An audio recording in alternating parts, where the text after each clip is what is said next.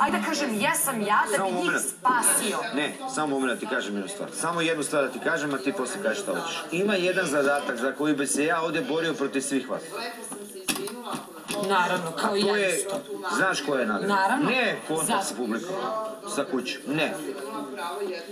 Nego? Da izabereš kad ne mogu da te nominuju. Da budiš jedne nedelje zaštićen. To je najveća nagrada na farmi. U stajnom zadatku.